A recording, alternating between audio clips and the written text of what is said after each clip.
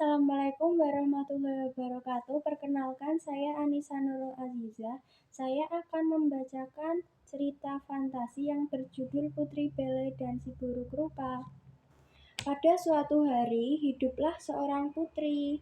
Ia bernama Bele. Saat Bele sedang menaiki kuda, ia bertemu dengan anak kecil. Anak kecil itu bernama Pororo.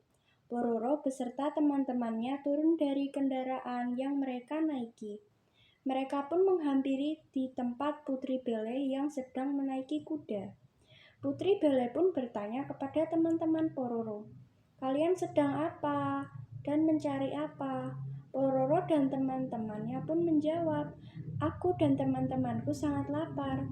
Apakah aku boleh meminta sedikit makanan di rumahmu?" Putri Bele pun berkata, "Oh, tentu saja boleh. Mari anak-anak, aku tunjukkan arah ke rumahku." Lalu Pororo beserta teman-temannya pun berjalan menuju rumah Putri Bele.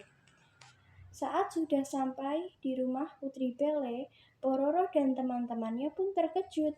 Mereka melihat rumah Putri Bele.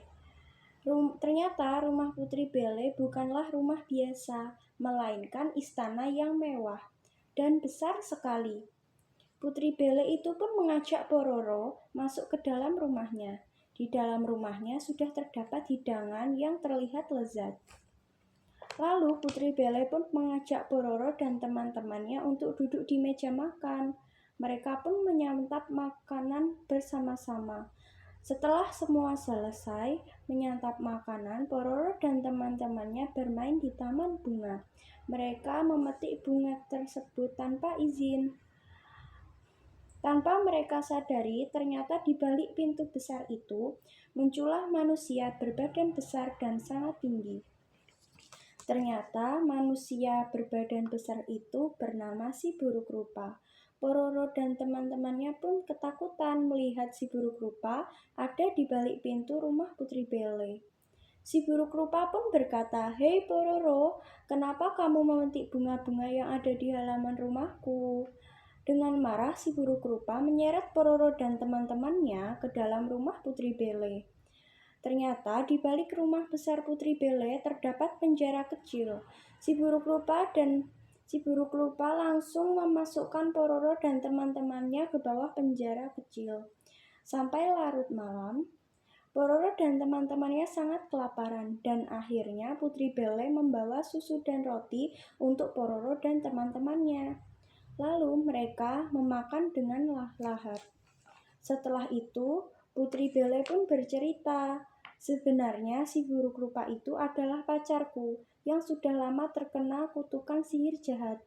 Putri Bele berkata, "Si Buruk Rupa sudah lama menunggu kehadiranku. Setiap hari ia merenung di dalam rumah ini."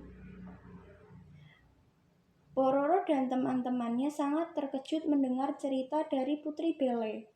Kemudian Pororo bertanya kepada Putri Bele, "Putri, apakah aku bisa membantu Si Buruk Rupa agar ia tidak terus-menerus sedih?"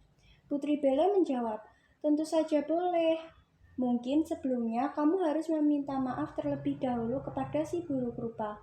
Pororo dan teman-temannya pun menyetujui jawaban Putri Bele tersebut. Kemudian Pororo dan teman-temannya menuju kamar Si Buruk Rupa. Kamar itu dikunci erat oleh Si Buruk Rupa. Saat Pororo sudah sampai tepat di depan pintu kamar Si Buruk Rupa, ia mengetuk pintu tersebut. Sudah berkali-kali Pororo mengetuk tetapi tidak ada jawaban. Pintunya masih tetap terkunci. Yang terdengar hanyalah suara tangisan Si Buruk Rupa. Pororo pun berkata, "Permisi Si Buruk Rupa, aku dan teman-temanku ingin meminta maaf padamu." Setelah menunggu lama, Si Buruk Rupa membukakan pintunya, dan Pororo beserta teman-temannya meminta maaf kepada Si Buruk Rupa. Setelah Pororo dan teman-temannya meminta maaf, Si Buruk Rupa meminta satu permohonan, yaitu ingin dibuatkan bando yang terbuat dari bunga yang ada di halaman rumah Putri Bele. Pororo dan teman-temannya pun bergegas membuat bando yang terbuat dari bunga. Setelah selesai, Pororo menyerahkan bando itu kepada Si Buruk Rupa. dan si buruk rupa memakaikan bando itu di kepala Putri Bele. Lalu ada suatu keajaiban yang terjadi setelah bando itu dipakai kepada Putri Bele. Badan si buruk rupa tiba-tiba berubah menjadi manusia biasa, tidak seperti raksasa lagi. Ternyata kutukan sihir jahat yang ada pada si buruk rupa telah hilang, karena si buruk rupa telah bertemu dengan Putri Bele. Cukup sekian cerita